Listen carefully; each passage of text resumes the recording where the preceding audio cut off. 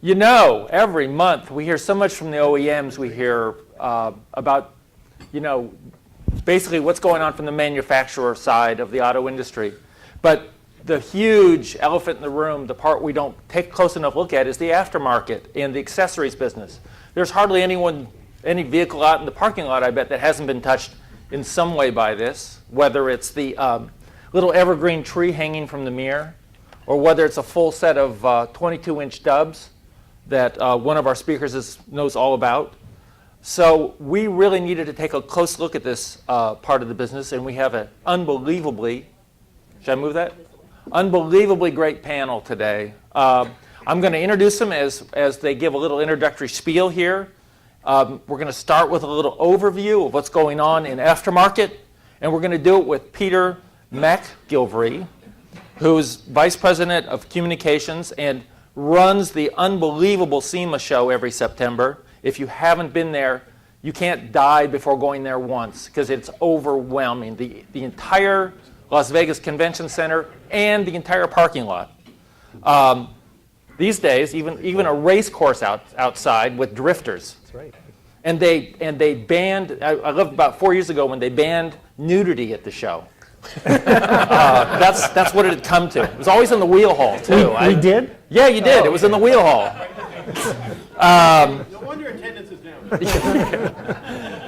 So Peter, take it away. Give us a little overview on what's going on in aftermarket. Well, thank you, Chris, for that nice introduction and generous words. I'm going to apologize because I'm going to read my remarks for the most part because I'm going to be quoting probably somebody in this room, a magazine that I was reading the other day, and it says, we may very well wake up some morning and discover there's no one left who will have any reason to buy headers or carburetors or manifolds or trick clutches or a multitude of other products that are designed to make a car perform better.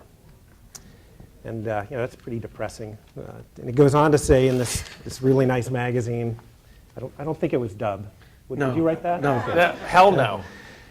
We may also wake up and discover that a future generation of young people are not at all interested in the automobile because the glamour and the excitement of it is gone, legislated away by safety and clean air bills. It kind of gets us really nervous over at the SEMA offices when we're reading this stuff. And I'm sure it worries all of you as well. And just in case you're wondering, that story that I was reading, while it was just last week, it actually was published over 40 years ago when it was in the January '71 issue of High Performance News and Products. I found it on top of John Stewart's desk. Where's John? So John, did you write that story? Yeah, I'm old. Yeah. That was Turner still. The headline of the article reads, "Does your industry have just 5 years left?" Well, the good news is that our industry had a few more than 5 years left since 1971. The bad news is that we certainly still have some of the same challenges 40 years later. But we have survived and are thriving because this industry is full of innovators and entrepreneurs, people who can adapt and continue to offer great performance parts, products, and accessories. We just heard about a great one, great SEMA partner. Whoop. That's got a cool one that they're introducing now. We've survived and we continue to have a strong trade association that worked for decades, safeguarding our industry from over-regulation. The slings and arrows that have been coming for 45 years, and they'll continue, but we intend to keep fighting to preserve our industry. The article from 40 years ago questions whether young people will continue to be interested in cars and trucks. The same question comes up today all the time.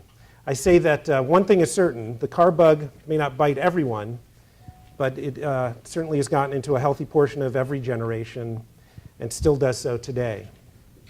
And we'll see that next generation of folks who are leading the companies in this industry, both old and new. Our look back to 1971 shows that we have challenges that don't go away, but I'm confident that in this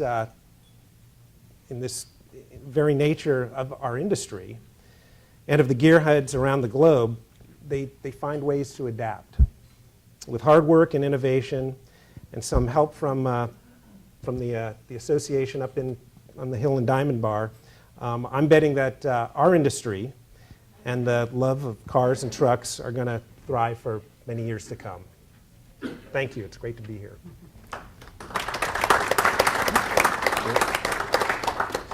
And straight from Detroit, just for this event, we're so pleased to have with us Pat Dougherty, who's head of parts and sales operations for Mopar. As you know, that's the hallowed name for Chrysler's aftermarket arm. One of the biggest reasons why Chrysler Group maintains its reputation for having some of the most fun vehicles out there, whether it's a Jeep, an SUV, or a Dodge Dart. Pat is 9 years in fleet sales before coming to this job about 9 months ago. I guess they decided to reward him after all that work, you know, just dealing with fleet guys, give them something fun to do. So Pat, tell us a little bit what makes aftermarket and OEMs go together so well. Well, thank you, Chris, and good afternoon, everyone.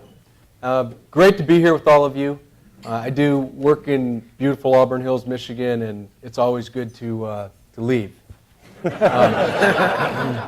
But I feel very comfortable sitting up here on the panel today because we do a lot of work with the SEMA folks, and we have a great partnership with Dub, and we've done a lot of business with their team. So I couldn't be in better company. I know I'm safe sitting here.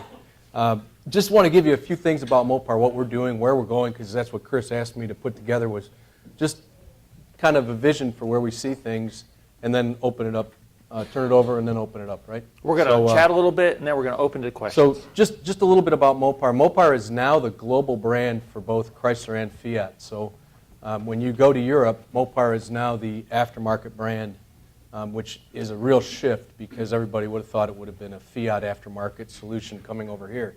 But it's not, it's us. And we represent 10 brands, Mopar does, all of the Chrysler brands and all of the Fiat brands, with exception for Maserati and Ferrari. We do business in more than 130 countries today, and we sell more than 500,000 parts globally. So we have a big, huge supply chain with lots of parts for multiple cars. And like you had mentioned, we believe that the youth is still in the market. They're still going to come back. We've seen all the articles. And part of that, we think, is that it's more about affordability than it really is about choosing the internet over the car. When you look at the price of a car today, it's up $6,000 in the last 5 years. So the cost of a car is now, the average cost is $31,000. If you're at $31,000 and you're a young person, you can't afford that. And if you go to buy the used car, all of you, most of you live in California? Show of hands. I think I heard last night that the rate for the person sitting next to me at dinner's son's insurance was $3,800 for a first year. So it was half the price of the car they were considering buying. So I think that's more a contributor to why the youth is not as interested in a car today. And I think there are many, many more things that would tail into that. But back to Mopar, just to give you a little bit of, the global aftermarket parts business is a $150 billion industry, $150 billion. In North America, it's $70 billion in what we consider just the accessory business in North America, $30 billion in the U.S. alone, and then, $30 billion accessories in the U.S., $25 billion in APAC, $70 billion accessories worldwide. So big business, big opportunity for all of us. A lot of us in the room as well. Just a couple things. We're really, when people say Mopar, they think of performance parts and accessories along those lines. Yes, we do performance parts, but we're doing way more than that. And we've expanded into more customization and personalization, and that's what Chris asked me to talk about. So just from a customization and personalization standpoint, we've established post-factory shops we're calling custom shops. So a Fiat 500 comes off the line, we send it to this custom shop. Prior to going through the line, it could have been ordered by the dealer or a customer that they wanted a graphics package or some different wheels or whatever they wanted put on it we can take it right from the plant, run it through our shop, keep it in the supply chain, ship it to a dealer, and have it on the Monroney label, and the part and accessory can be financed. Real advantage for consumers. That part of the business is really expanding. It's great business for us, it's great business for the dealers, and it takes the quality to the next level, because when you do it time after time after time, and the same person's doing it, it makes it really good.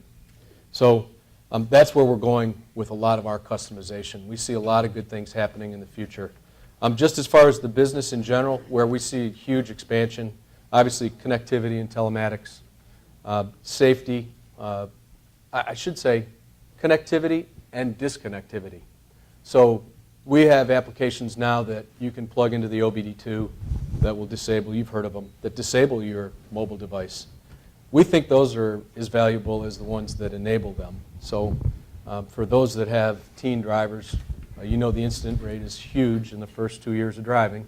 So you'd like to not have that distracted driver. So we're making tools available for people to buy that try and the other OEs have similar offerings as well. Safety is huge for us. And then differentiation, we're really trying to differentiate ourselves. And performance, of course. We do sell a tremendous amount of cold air intakes and catback exhausts and other performance solutions, almost to the extent as far as you want to take your vehicle, we can take you along that path. So we show a lot of that stuff at SEMA and talk a lot about that. And last year we had a beautiful car we revealed there. So Jeff Dunham had a nice Challenger that he did with us. I think they had several. Yeah. Every year they have a terrific display. So anyway, look forward to any questions you may have. Thank you, Chris.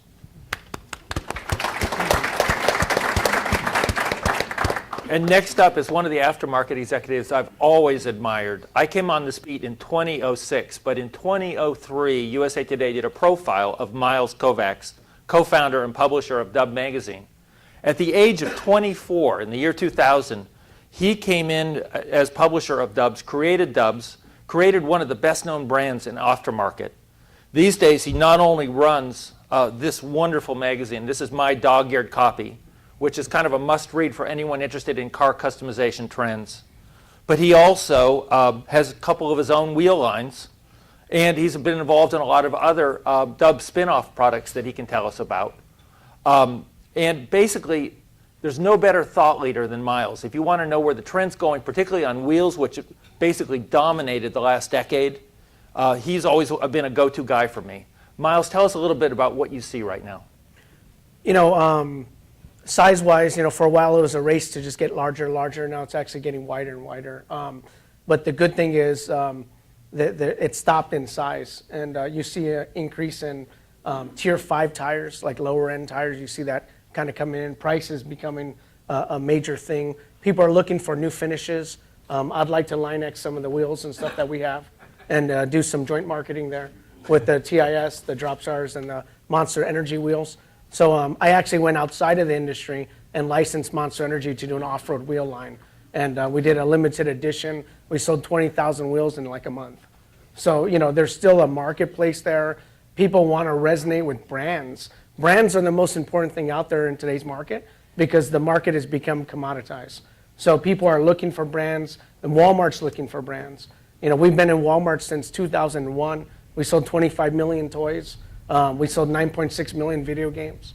You know, we have 2 TV shows, one on MTV2, one on Mundo, so we have a Spanish TV show. So we're attacking the Latinos and the Spanish-speaking marketplace, which is wide open and transcending through Latin America. So, you know, it's really just kind of taking lemons and making lemonade, you know, taking broken eggs and make scrambled eggs. It's like, let's take what we have and let's make something out of it. That's why we all are here sitting in this room. It's going to evolve.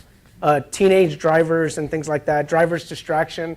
You know, I heard windshield wipers were a driver distraction back in the day. Well, you know what? They realized that it actually made the driving experience safer, so they allowed windshield wipers. You know, so there's nothing new that we're facing. The key thing is we just have to admit to ourselves, I'm going to be 40 years old this year. So I don't even know really what's going on. I have to put all the people around me, my kids, their friends, all these different people are employees. And in 2016, 65% of the workforce in the world is going to be Gen Y. So if we're not marketing in Gen Y today, shame on us, because they're going to have the money coming up. Gen X is going to be the spender, so you're going to have a big shift in the marketplace that's going to occur. And we can't be afraid of it. We have to embrace it. And let's not try to feed them what we like. Let's actually feed them what they like. Because if we give them what they like, they'll buy a lot of it. If we try to give them what we like, they're not going to buy it at all. So it's one of those things that we have to train ourselves to think a little bit differently in order to talk to that next consumer. People say, oh, the sport compact market is where the young kids were and that's gone. Well, it's kind of true, but if you look at, like, say, Super Street Magazine, it went from being this big to this big and probably almost non-existent. You got the shows and events that kind of went away. But if you go look at them on say, Instagram, they have 550,000 followers. That's more than everybody, I bet you, in this room. You know why? Because their consumers are into cars, but they're into virtual cars. So how many people in the future would like to sell a virtual item for, that costs maybe $1 to make and sell it for $10 with no shipping or anything, directly sell to the consumer and sell 1 million of them? It's a good business. So the header companies might have to sell virtual headers in the near future, and that's just the reality of it. But at that point, who's going to benefit from that? The brands are. Because if you had a Hedman header or Edelbrock header, you could license that to Apple or one of these companies. If you don't have a brand, they're not going to consider you. You won't have that portion of the marketplace. So I guess the question is, are you comfortable selling virtual goods, or do you need to still sell hard goods, or you need to have a warehouse and manufacture and ship it, or a virtual good where you press a button and it's delivered to the customer? So I think the virtual goods is probably a newfound industry that we need to really kind of look at and connect with. Myles? Yeah. So let's open a little dialogue here, and then we'll open it to your questions. The big question hanging over aftermarket, just as it is the major automakers, is what's going to happen with today's teenagers, with millennials, which Myles mentioned. Which one do you want to handle this? What do you think the trend is for teenagers? Is aftermarket going to excite them the way the van craze did in the 70s, Yeah. or the rice burner craze, for lack of a better term, did in the 90s with the small Hondas? Where's that going? You want me to take? There's statistics that show the new consumers today, the kids of today, 26 is the new 18. So they're not mature enough to handle the responsibility of driving, and they don't want to have the responsibility of the payments and everything else. So they're deferring, they're maturing much later, but they have a plethora of knowledge. So you need to treat them a little bit differently than like with us, because they're already communicating with people around the world, where we needed a car just to drive down the street to talk to our friends or play video games or hang out or kick rocks. Now you can virtually kick rocks anywhere in the world. So we have, our kids are talking to people in Russia and everywhere else. So the world's an open architecture, and they realize that they don't need cars. I think our kids also are growing up in the time of this tough economy. So they hear the parents and the grandparents and everybody talking about how tough it is financially to own a home and own a car and drive it and put gas into it. So why would they want to purposely do that? But are they still buying accessories? Do you think they're going to? And that's a great point. Are they going to fix up a car when they buy because it? there's two types of youth consumers. There's the one that really isn't a gearhead. They're buying an appliance to take them from point A to point B. And they're the ones getting all the press right now, that the youth aren't interested in the automobile. The evangelists, the core gearhead kid, there's just as many of them today than there's ever been. And really the story in the news is that actually this youth market of engaged consumers is very strong and growing. So overall, the disconnected kid who's just looking for transportation, looking for an appliance, yeah, they're waiting till they're in their mid-20s to make that purchase, for a lot of the financial reasons that you mentioned. Yeah. So. Well, Pat, on that point, are you seeing the bigger opportunity in cosmetic parts or in performance parts? Well, there's two things going on from our view. We agree with Myles on that consumer. They shifted up. So we're not getting a 16, 17, 18-year-old buyer anymore. But yes, they're definitely interested in the accessories. The males obviously always skew to the performance, But today we are seeing much more, they want the infotainment. They want the connected car. They want everything they have inside the vehicle. Is that the big opportunity, is electronics and digital? I think it is an opportunity. I think there's still this whole personalization that we haven't talked about, that they want something that's unique, they want a one of. And then there's the whole idea of changeability as well. So there's this movement that says, you know, I'd like my car to look like this today and maybe like this tomorrow. So I think that's a new trend that we'll see more and more of. The Jeep Nike ID, you go online, you can do your own tennis shoes however you want them, and they'll ship them to you just like you did on the screen. I think you're going to see personalization go to that extreme. Well, on that vehicles. point, Peter, wraps were a very big thing at the show the last couple of years. The idea that you could wrap your car and, a year later get a completely different look by wrapping it a different way. Yet I'm not seeing it a lot on the street. Do you think that are there some of these ideas that maybe work better than others, or what do you think's going on with that? Absolutely, because how many times do you want to swap your engine? But Some guys every other week. Well, Myles, he If it does works, that. I don't change it. But it's That's right. I just paint it. That's a great category to leverage, is the notion of being able to change it like fashion, and whether it's wraps or body kits or interior bits and pieces, that channel is growing, and it absolutely is a great way to do it. And this digital interface makes it even that much better, and represents that much more of an opportunity. So it is that fashionability, that ability to change and update as your tastes change, is something that should be exploited, for sure. Myles, big wheels were clearly the big trend of the last decade. We had spinners. In fact, Charlie still has spinners, I think, on his. I remember I did a story on Rent-A-Wheel, the outfits that were renting expensive wheels to young drivers that couldn't afford them otherwise. Yeah. You mentioned that there's changing trends in wheels. Now I noticed in the magazine this month, talking about 13-inch wide lips, they call them, on these wheels. But do you think the big wheel craze can stay? Is it here to stay, or are we going to move into something else? Well, I think as the OEMs are progressing and doing larger wheels on the vehicles, it's here to stay. The tire pricing also has gotten cheaper. So when the tire pricing goes down, more people could participate. Right now, it's really an economy play. People are downsizing their wheels right now. You're seeing a trend from multi-piece wheels down to one-piece cast wheels, because they're having problems with the two-piece wheels or three-piece wheels leaking. They're bending more rapidly than a one-piece cast wheel, or even a one-piece forge, which is a little more expensive.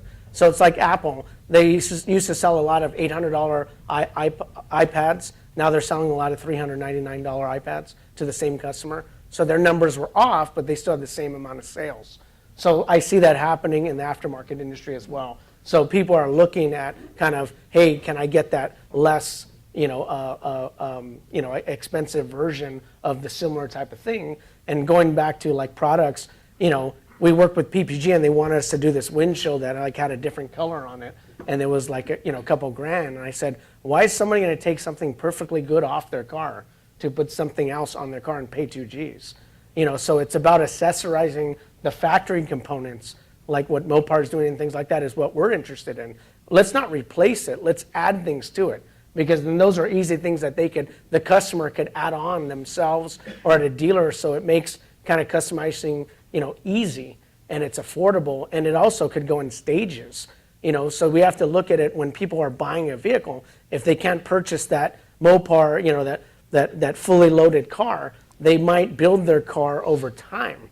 And that's one thing that we're really forgetting about, is this customer is in that car. He might be in there for 5 to 10 years now. So how do we go and do that? The guy that's been in the car for 5 years, I call it plastic surgery. There's brain surgeons and there's plastic surgeons, okay? We just make things bigger and smaller. That's all we do. Yeah, well, to your point though, like our Wrangler, for example, it's the best example. It's a great It's example. probably the best example in the market. People buy them, and they treat them just like homes. They say, okay, next year I'm going to put the wheels on them. The year after that, I'm going to do the lift kits. The year after that, I'm going to put some performance parts on. Yeah. So, Well, incidentally, the Wrangler, I think, is the most winning SEMA award for accessory-friendly vehicles. Is that right, Bill Wolf? Yes. They've won it more often than anybody else. Our second best-selling wheel is the Jeep wheel out of everything we make. So Pat, are you surprised by the question Myles raises about, do people take perfectly good parts off their cars and replace them with something else? No, we say that to ourselves all the time. Is we take a vehicle off the assembly line and move it over to our custom shop, and then take that perfectly good wheel off of it. Can't go back in the assembly line because it's already been manufactured. I guess I'm asking, are you surprised by the So- things people do with them? Yeah, I'm amazed at the amount of money that people will invest. And talk to me a little bit about one of the more interesting developments you have. You know, we were talking about the Ram Runner. The ability that you have a competitor like with Ford and the Raptor, that you can take a pickup truck and through your Mopar accessorization, basically create a desert doer type Sure. all off-road vehicle. Well, thank you for the comparison. It's really not a fair comparison, just to be straight up with you. I mean, we take a truck and we significantly modify it one at a time. They make their vehicle, it's a production truck off a line. And in fairness, ours is purpose-built just for going out and running, Baja and different places that, you probably couldn't do a normal truck. But isn't So- that a great example of extreme accessorization? It is a great example. It is. It's a big, expensive kit, but it does the job. And it's a lot of fun. Myles, your magazine's all about extreme accessorization. I mean, that's the mission of the magazine. Are you amazed at how extreme some of these vehicles go? Well, our mission is to stay in business right now. That's our number one mission. That's first and foremost, right? But I think there's two consumers. There's the guy that has a lot of money that'll do anything, and there's the guy that has enough, wants to do everything, could only afford to do certain things. So I look at it from a marketing perspective. If Victoria's Secrets didn't have the multi-million-dollar bra, I don't think women would know to buy I've never bought a bra before. I think it's like $19 or something. So it's that marketing, that halo. So if they didn't have the Ram Runner, people wouldn't want to aspire to have the Ram, which is the truck of the year, up like that for you guys. Celebrities and rappers, that's where people still go for their inspiration in Well, terms I of think what to do? I think it's just celebrity in general. TMZ and all these channels and all this stuff exists worldwide because the fascination with who they aspire. So the market really came from and is changing over the last 10 years from being really obtainable to more aspirational. People are okay putting a poster on their wall now and aspiring to own it rather than having to have it in their driveway. So it's changing that dynamic. So we have to understand that we have to create aspirational things in order to get the people to actually want to and consider buying our products today. And Peter, this amazing level of creativity and innovation we're seeing in these accessory parts is becoming an American export. Absolutely. We started the SEMA show under the grandstands at Dodger Stadium nearly 50 years ago. Was anybody at that first show?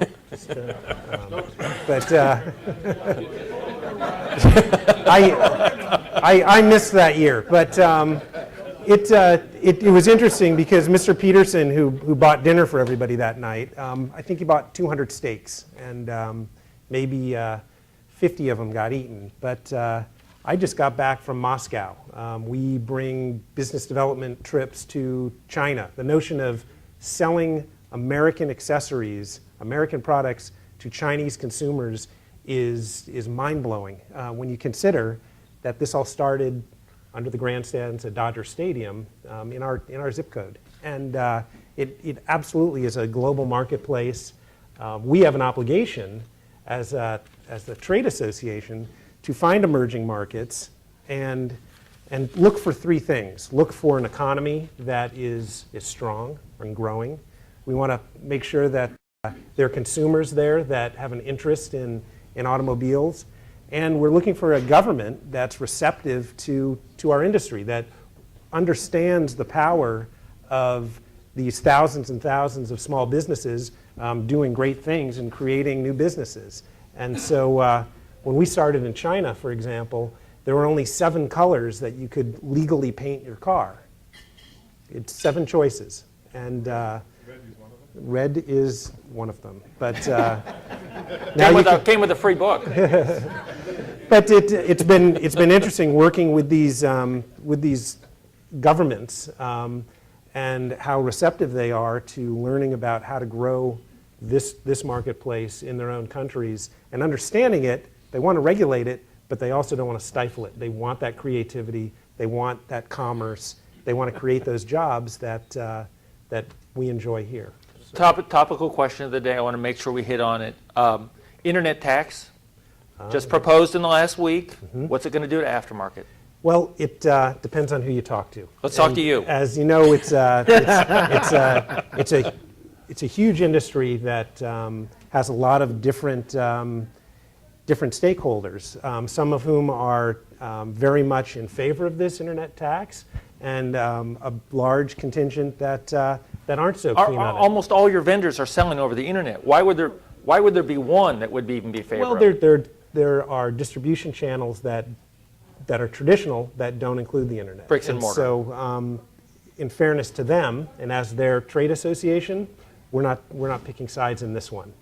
And let me ask one last question and open it up. Pat, is there an average spend for a Mopar buyer? What's the average guy spend? Or gal? Average, it varies by vehicle, but so our top spend on a vehicle would be a Wrangler would be over $1,000. Is Wrangler your most over $1,000? Is Wrangler your most customized vehicle? Oh, it's the most customized vehicle in the world. So yes. What's next? For us, it's Ram.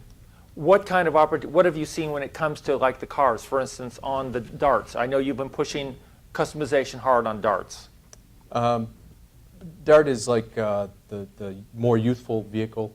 So we're seeing a lot of wheels and tires. We're seeing a lot of, we have a performance hood you can order for it, graphics packages, interior. The more cat skin youthful the leather. vehicle, the more likely it is to be accessorized? I wouldn't say that.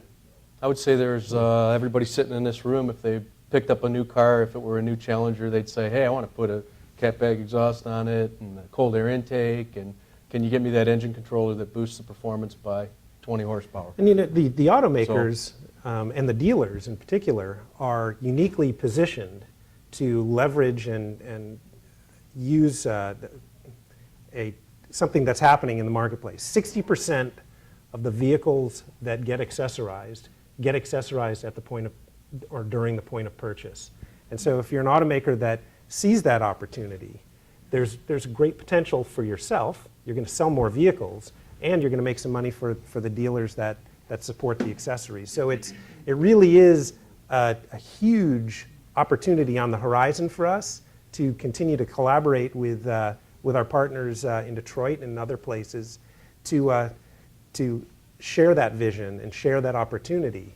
Because believe it or not all are as enlightened as the gentleman sitting next to me. So it's something we're spending a lot of time on. Myles, the wildest car you've seen in the last 2 months. What was it? The wildest car I've seen in the What's last the 2 car that months. you just said, wow, this is an amazing car. I can't believe they put this into that. You know, I'm jaded right now, so it's like, you know, I mean, Is there anything they haven't done yet to a car? you know what? I mean, I'm just kind of, it's stagnant right now. Really? Yeah. There's not you don't feel like there's enough innovation right now? No, there's no innovation right now. What's wrong? Yeah, I think a lot of it is, you know, it's kind of like history will repeat itself. So when retro comes in, that's because everybody ran out of ideas. So right now we're in the retro phase. Everybody ran out of ideas. So then in 5 years from now, it's going to actually start emerging. The technology push from the OEMs is interesting, but my PDA does everything. So eventually you just need to make a car that just operates off of this and not sell these $5,000 packages of electronics and things like that. And it's kind of, you know, and I have navigation in every single car, but I use the navigation on this because it's just easier to use. You know, I know it's illegal because I'm holding it sometimes, but, you know, I guess maybe I'm 40 years old, so that's me being edgy, you know? So. On that hopeful note, let's open it to questions. Yeah, if you have a question, I have the microphone, so I'll begin. Charlie Vogelheim, if you can just make a statement about this post-world economic downturn world that we're in, can you define the aftermarket to the point, Myles, even, you know, are the people that are putting things on their cars, luxury cars aren't as stylized as they were before. Is there a post-economic downturn consumer or product out there that you can define? Well, this year what we're seeing is credit loosening up. So you're seeing a lot of companies at the dealer level especially financing packages to where in the last couple of years they went away.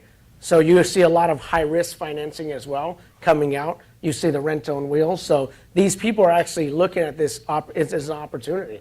You know, people, when they can't afford something, are willing to pay whatever they can to achieve it. You know, so that's a positive thing. Pricing's also gone down in certain areas as well. But, you know, wheels and tires for us has been really good. Our sales are up dramatically this year from last year. And I'm seeing that push because that's the single one biggest thing that they could do to a car to change it. You could put $10,000 in your interior and nobody sees it. And that's really what it comes about. You know, when you beautify your home, you're probably going to do the exterior first because you want people to see it. I tell people if you could put your home on wheels and drive it around, people would probably invest more into their homes. But, you know, the reality of it is they can't. But, you know, I see the market ticking up, and I see people are tired of being broke. So people want to buy things that give them that experience. People are looking at purchasing emotional experiences in today's marketplace. So if your product does that, you're going to achieve that customer. They want to be emotionally evoked by something because it's very stagnant now. Even in the cell phone industry, which is an amazing industry, it's stagnant. There, you know. So there is a lot of reasons to be optimistic. I mean, Yes. that it isn't new news that the economy is getting better. In a lot of ways, the SEMA show is a reflection of the industry at large and what's going on out there.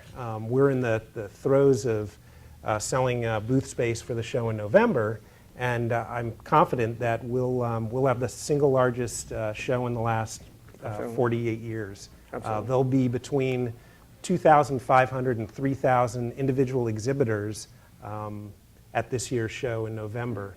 600 of those exhibitors will be there for the first time. And when you consider the investment and the planning and the development that takes, that bodes really well, and I think it speaks volumes for the confidence that businesses have in the consumer and in the economy. So it'll be a Next question. Absolutely. I got a ton of them down here. Joni, where do you want it? Paul Rank with a mic. Is that Guy right? with the mic All rule. right, cool. My name is Russell Datz. I had a quick question about the future of the definition of performance. With CAFE regulations coming down the pike, 2016 and beyond, is MPG the new 0 to 60? Well, it's a challenging question. We don't think we're going to stop the performance side of our business because of MPG. But one thing it does preclude us from is we can't manufacture that vehicle. It has to be manufactured post us somehow, some way. So we think that business is still going to be there. We might be able to offer some parts, and in most cases, we'll try and certify the vehicle's engine with our parts. We'll always certify our parts. But aftermarket, we think will still be in the marketplace. So it's getting more difficult, though. But will there be a demand for products that maybe improve mileage? Absolutely. Absolutely, there are. I think there already are. There are today. So we see the different types of wheels and tire sets being sold now that improve fuel economy. So you can pick up a couple miles per gallon, believe it or not, with the right set. So yeah, we are seeing that already. Hi, Tom Staller, Motor Mavens and Vintage Motorsport Magazine. First question I have, I'm sorry, gentlemen in the mill, Pat, nice to see Pat. you. Put my thing on the wrong side. It seems to me that the aftermarket has always clearly been at the dealer and independent level. By creating factory customs, would you say that you're monopolizing that marketplace, that you're cutting out the independent, that you're cutting out the dealer a little bit? So And then I have a second question for you. Sure. So first thing on that is our big dealers, we always offer to install the part ourselves at the same rate that we'd allow a dealer to do it through our custom shop. So they're getting the part at the same price. They can still do it at their shop if they don't want to do it with us. But what happens is you get all these secondary markets that their technician is tied up doing engine repairs or transmissions or whatever they're working on, and they don't ever get to that custom they don't ever want to install those parts. So we never get that customization out to the masses. So this is a solution that works really well for the whole span of the country. But there's a subset of dealers that are really into their, we have a dealer in Illinois we just talked about in automotive news. He has a shop called JamWorks. He does all his own stuff. He's got his own brand. I agree with your brand statement, by the way. We look for brands that we want to be affiliated with because the brand sells. So, but we do a lot. And it is, in some cases, the dealers say, hey, do you really need to do that? I'd like to have you do that just with us. So it is competing with them in some regard, but very little. Thank you, great answer. And then my next question, in your opening statement, you talked about virtual parts. Yes. I'm not sure that I completely understood what you meant by that, if you could clarify. So Here, for, let me help you. yeah, go for it. I've got 3 teenage boys. They play this game called Forza. Called what? Forza. Damn right. So Old fart gamer. So they're racing their cars on Forza, and they need to get an upgraded car, and they're buying the brand name part that's going to upgrade their car, and a royalty from that part's going to go back to that company from Forza. We are in fact talking about a hypothetical piece that changes the dynamics of a video. yeah, Yes. Okay, that's what I wanted to know. Yeah. I just thought you might have been talking about drop shipping. No, it also changes the dynamic and the enhancement and the feeling of the actual car when you're playing the video game. Right. There's Car Town, there's a lot of them already, and there's new iOS games coming out for Android and iPhone that you're going to be able to do that and sell virtual goods. These guys, like for example, if you look at Zynga and these guys with, they're doing about $100 million a year in sales. So there's a lucrative That's business big. there. So it's just really identifying that. Right now, iOS gaming is the hottest topic. You couldn't even get an iOS game made for less than 10 million right now because there's not enough programmers. So all the big guys have them all locked up. So I mean, it's one of those things that, the virtual gaming, we sold 9.6 million video games in 2005. And it was a dub edition with the Rockstar games called Midnight Club 3 dub edition. And it was accessories. We're not sophisticated, so we gave all the upgrades away for free, right? But just knowing that that's the wave of the future, if we could sell 10 million games and not sell one, real car at a dealership, we're still making a significant amount of money without carrying on a robust overhead. So it's just something to look at. I'm not saying turn everything virtual today because, growing up, I couldn't even read and write. So I barely learned how to use a computer when I started Dub. I used to tell everybody to fax me. I barely know how to use my phone. So I'm 40 years old, I'm not a tech guy. I'm a low tech guy. So I sit there and try to make things just simple. How do we make it simple? How do we give it like a real unique experience so you leave going, man, I want to buy that again or I want to do that. So that's what it's about. Then, well, if they're buying the virtual parts. Yes. Sorry, could we? Let's go. All right, Let's follow up afterwards. There'll be tons of time to talk afterwards. James Groff, Myles Heads Communications. My question centers around the aftermarket conversion convertibles. We see most of the cars that are done, celebrity cars or high-end cars. Let's take it down to another level. And let's use Chris's car, the 300, the successful four-door sedan. How about a four-door convertible there? Who, Myles in particular, would be the potential audience for that? Mm-hmm. How much do you expect that they might be willing to spend to have it, not overly customized, but let's say a convertible version of it, and how big an audience is that? It was done in Detroit multiple times by multiple people. Nobody wanted it. So, that's just just like they say, hey, stretch the car out 6 inches, everybody wants it. I stretched it out 15 inches, nobody wanted it. So, it's just one of those things that if Chrysler thought it was a great thing, they would probably make it right now. So and it's been out there since 2005. So it's something that's not a desired piece. They don't want a four-door convertible. Not at that price. Well, I think it's just not desired because not one person in the last 5 years have mentioned it to me at all. So that's kind of my barometer of, hey, nobody really wants it. Do So you see it for any four doors? it doesn't have to be necessarily the 300. Do you see it for any of the four doors? If you could bring back a 64 Lincoln Continental, then yeah, right? It just That's the car that people want, convertible. Thank you. Yeah. Zoran Segina, LA Car. A couple of things. We have a low-tech guy here. We have an article from 1971 and a statement that 60% of the customization is happening at the points of interest, in other words, with the manufacturers. Customizing 1971 car versus customizing Chevy Volt or Honda Insight or Toyota Prius, to what extent the complexity of the computer engine management systems will basically take two things. Number one, they may take smaller independent dealers out, and number two, something that happened with internet where some of the manufacturers may refuse to provide sufficient information for people to hook on their computers in the engine management system, because let's face it, today you customize the car by computer, not by screwdriver. No, the complex vehicle technology it's a challenge today, and it's been one since '71. There's been a lot of innovations that have taken place over the last 50 years when it's come to the automobile.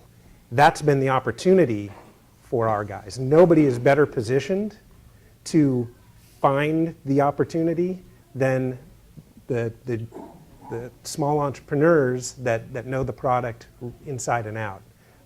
With that said, SEMA is, we just announced last week the SEMA Garage, which is an innovation center for product development, where our small member companies can come and take advantage of some high-tech equipment that they wouldn't otherwise have access to. So we're helping them get their hands on that equipment, get familiar with that equipment, to get inside these vehicles and create high-quality products in a short amount of time.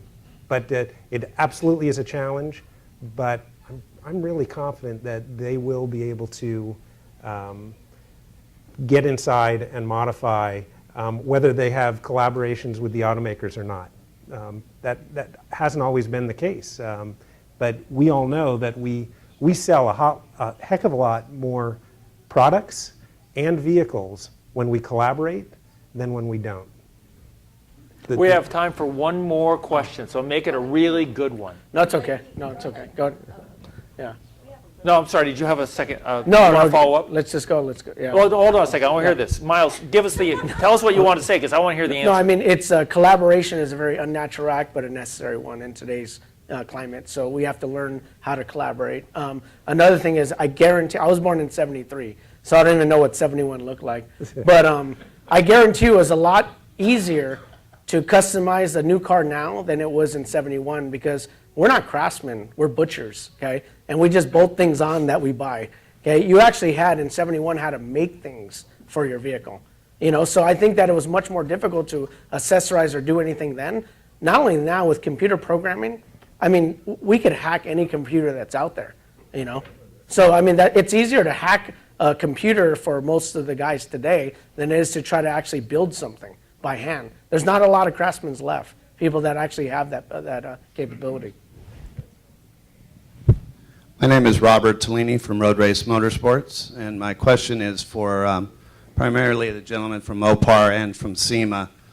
One of the frustrations that I've had in the last couple of years, we elected to adopt the Fiat 500 as one of the cars that we specialize in.